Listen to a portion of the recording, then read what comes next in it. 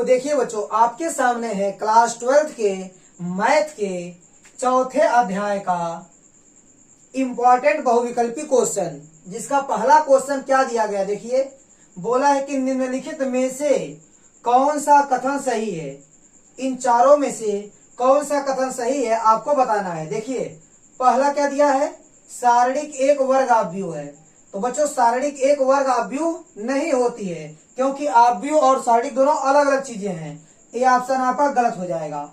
उसके बाद क्या बोला है, सारणिक एक वर्ग आव्यूह से संबद्ध एक संख्या है। यह बात सही है, क्योंकि जब सारणिक का आप मान निकालेंगे तो आपको पर्टिकुलर कोई संख्या मिलेगी, कोई नंबर मिलेगा। ठीक है, तो सारणिक एक वर्ग आव्यूह से संबद्ध एक संख्या है। ठीक है, क्योंकि सारणिक को सॉल्व करने के बाद एक संख्या प्राप्त होती है। ये ऑप्शन नंबर बी आपका सही ऑप्शन हो जाएगा। और सिम बोल रहा है कि दोनों सही है, तो गलत बोल ही रहा है। और इनमें से कोई नहीं बोल रहा तो ये भी गलत है, क्योंकि दूसरा सही है। तो ऑप्शन नंबर बी वाला आपका क्या होगा, सही ऑप्शन होगा। तो देखिए बच्चों, दूसरे क्वेश्चन में क्या बोला है, यदि शीर्ष 2, -6, 5, 4 और k, 4 वाले त्रिभुज का जो क्षेत्रफल है। तो देखिए बच्चों, यहाँ छूट गया है, क्या लिखेंगे, त्रिभुज का क्षेत्रफल 35 वर्ग इकाई हो तो k का मान ज्ञात कीजिए। ठीक है, एक त्रिभुज है जिसका शीर्ष आपको क्या क्या दिया गया। देखिए, एक शीर्ष दिया गया है आपका 2 - 6 और दूसरा क्या है आपका 5, 4 और तीसरा है आपका c बराबर क्या दिया गया, देखिए k, 4। ठीक है, एक को आप मान लीजिए x1 y1 और दूसरे को मान लीजिए x2 y2 और तीसरे को मान लीजिए x3 y3। ठीक है, तो बच्चों क्षेत्रफल का फार्मूला क्या होता है सारणिक के फॉर्म में। देखिए, क्षेत्रफल आपका होता है 1/2, फिर यहाँ सारणिक बना लेंगे और यहाँ लिखेंगे x1 x2 x3 और यहाँ लिखेंगे y1 y2 y3 और यहाँ लिखते हैं हम लोग 1 1 1। ठीक है, बराबर क्षेत्रफल कितना दिया गया है 35 वर्ग इकाई। तो यहाँ लेंगे ±35, क्योंकि सारणिक का मान प्लस में भी आ सकता है और माइनस में भी आ सकता है, इसलिए प्लस माइनस लेकर चलेंगे। ठीक है, अब देखिए, ये हो गया 1/2। अब सबका मान रख दीजिए। x1 का मान कितना है 2 और x2 का मान कितना है 5 और x3 का मान कितना है k और y1 का मान कितना है -6 और y2 का मान कितना है 4 और y3 का मान है आपका 4। फिर यहाँ लिख देंगे 1 1 1 बराबर कितना दिया गया है ±35। इसको सॉल्व कीजिए। ठीक है, चलिए इधर सॉल्व करते हैं। तो देखिए बच्चों, चलिए इसको आगे सॉल्व करते हैं। 1/2 है, 2 का गुणा हो जाएगा 35 में। ठीक है, अब इसको आप प्रसार कर दीजिए। कैसे प्रसार होगा, देखिए आप लिखेंगे 2 गुणे 2 से जाने वाला रो कॉलम गायब। ये क्या मिल गया आपको 4 4 1 1। अब क्रॉस में गुणा कर दीजिए, 4 × 4 माइनस, फिर 4 का गुणा 1 में करेंगे तो 4 मिलेगा। ठीक है बच्चों, जब दूसरा एलिमेंट लिखेंगे तो उसके आगे क्या लगा देंगे -6 और -6 से जाने वाला रो कॉलम गायब कर दीजिए। देखिए, ये रो गायब हो गया और एक कॉलम गायब हो गया। यहाँ 5 और k और यहाँ 1 1 बचा है, तो 1 का गुणा 5 में कीजिए आपको मिलेगा 5 माइनस और k का गुणा 1 में कीजिए आपको मिलेगा k। ठीक है, फिर प्लस 1। ठीक है, 1 से जाने वाला रो कॉलम गायब कर देंगे। यहाँ कितना आ जाएगा 5 चौको 20 माइनस 4 गुणे k करेंगे तो कितना आ जाएगा 4k बराबर क्या मिलेगा आपको, ध्यान दीजिएगा, इस 2 का यार गुणा हुआ तो क्या मिलेगा आपको ±35 दूनी 70। ठीक है, इसको और आगे सॉल्व कीजिए। ये हो जाएगा आपका 4 में 4 जाएगा 0 हो जाएगा, ये 0 हो जाएगा, माइनस गुणे माइनस क्या हो जाएगा +6 का अंदर गुणा कर दीजिए। 6 बचे क्या हो जाएगा बच्चों 30, फिर +6 का गुणा -k में कीजिए, फिर +6 का गुणा -k में करेंगे तो -6k मिलेगा आपको। फिर प्लस क्या मिलेगा आपको 20 और -4k बराबर ±70 मिलेगा। क्या मिलेगा ±70 मिलेगा। और आगे सॉल्व कीजिए। देखिए, 30 और 20 जोड़ेंगे तो 50 हो जाएगा, -6 -4 -10k हो जाएगा बराबर ±70। अब एक बार आप प्लस लीजिएगा, एक बार माइनस। यदि आप पॉजिटिव लेते हैं मतलब प्लस लेते हैं तो क्या मिलेगा, देखिए 50 - 10k बराबर +70। आपको प्लस लेना है। ठीक है, तो ये हो गया आपका 50, 70 को इस साइड भेज दीजिए -70 बराबर ये -10 के उस साइड जाएगा तो +10 के हो जाएगा, ठीक है। अब 50 में से 70 को घटाएंगे तो आपको मिलेगा -20 बराबर 10 के। तो बच्चों 10 से -20 में भाग कर देंगे तो के का मान क्या मिलेगा, -20/10 यानी -2 मिलेगा। क्या मिलेगा, -2। के का मान क्या मिल गया आपको, -2। अभी एक मान मिला, एक मान और लेना आपको। देखिए एक मान आप यहाँ निकाल दीजिए, ठीक है, निगेटिव लेकर। जब निगेटिव चिन्ह लेंगे तो क्या मिलेगा, देखिए 50 - 10 के बराबर -70। ये हो गया आपका 50, ये -70 इधर आएगा तो +70 हो जाएगा, बराबर -10 के उस साइड जाएगा तो +10 के हो जाएगा, ठीक है। अब इन दोनों को जोड़िए, हो जाएगा आपका 120 बराबर 10 के।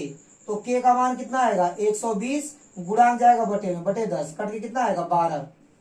तो के का मान आपका 12 और -2 हो सकता है। तो ऑप्शन नंबर डी आपका सही ऑप्शन हो जाएगा। अब देखिए बच्चों लगाएंगे तीसरे क्वेश्चन को। इसमें क्या लिखा है, यदि बिंदु ए बी और सी, 3 बिंदु हैं, तीनों क्या है, संरेख हैं। तो संरेख है तो आपको यम का मान निकालना है। तो बच्चों जब संरेख होगा तो त्रिभुज का क्षेत्रफल क्या हो जाएगा, 0। और त्रिभुज का क्षेत्रफल क्या होता है सारणी के फॉर्म में, देखिए 1/2 x1 x2 x3 और यहाँ y1 y2 y3 लिखेंगे, ठीक है। फिर यहाँ 1 1 1 हो जाएगा। तो क्षेत्रफल क्या होगा, 0 होगा। क्यों 0 होगा, क्योंकि बच्चों ए बी सी ये तीनों बिंदु संरेख हैं। तो इन तीनों बिंदुओं से बनने वाले त्रिभुज का क्षेत्रफल क्या हो जाएगा, 0।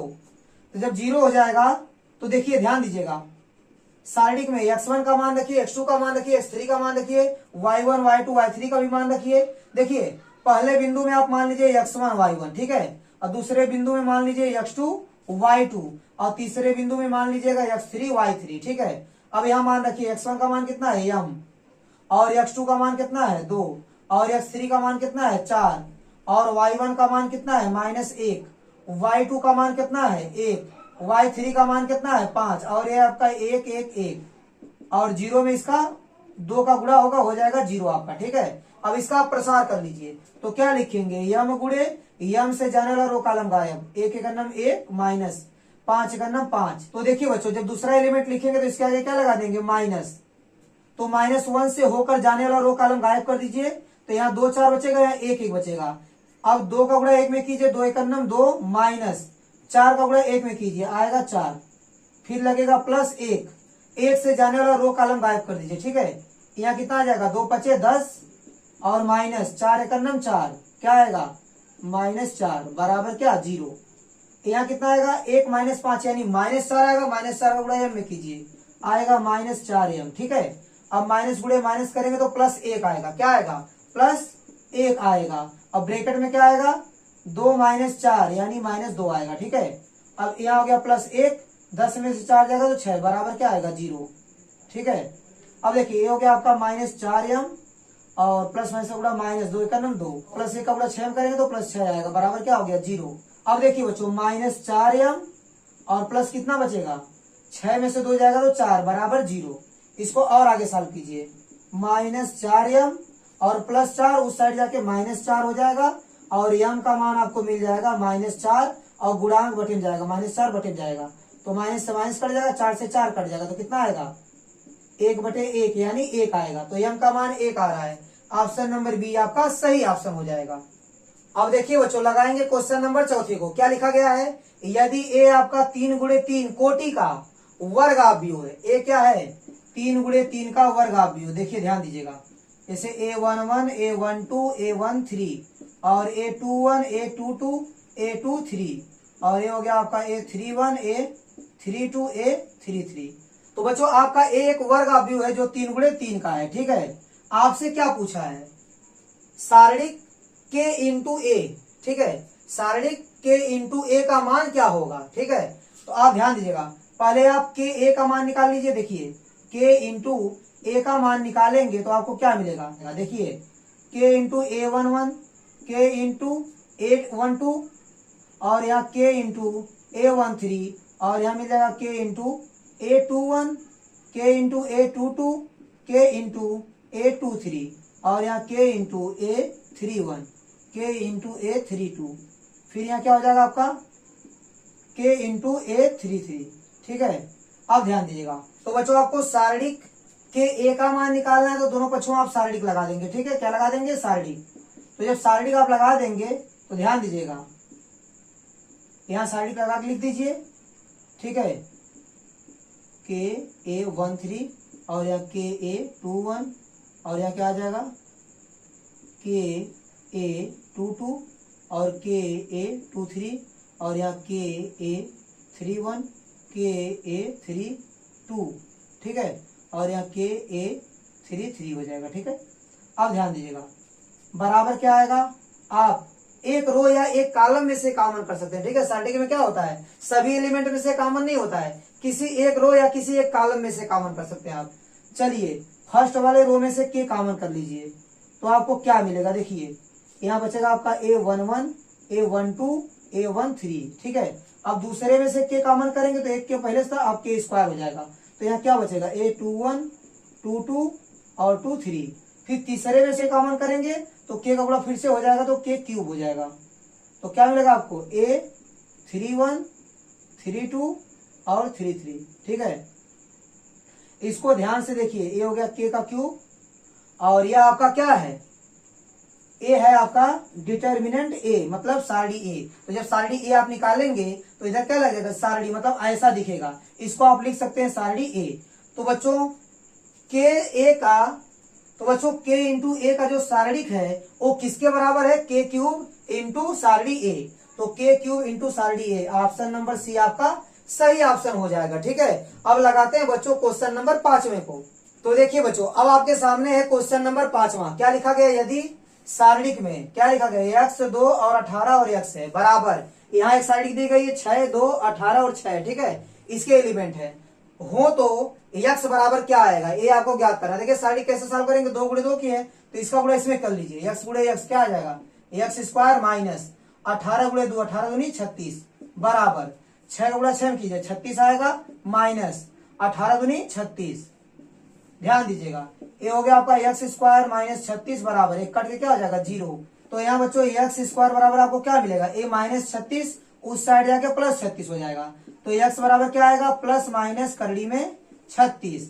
तो एक्स बराबर आपको मिलेगा प्लस माइनस 36 का वर्गमूल 6 हो जाएगा। ठीक है, तो बच्चों एक्स का मान क्या आएगा? प्लस माइनस 6, यानी ऑप्शन नंबर बी आपका सही ऑप्शन हो जाएगा। तो बच्चों उम्मीद करता हूं कि ये पांचों क्वेश्चन आपको अच्छे से समझ में आए होंगे। तो मेरा वीडियो देखने के लिए आपका बहुत बहुत धन्यवाद। प्लीज आप मेरे चैनल को लाइक कीजिए, शेयर कीजिए और सब्सक्राइब कीजिए। धन्यवाद।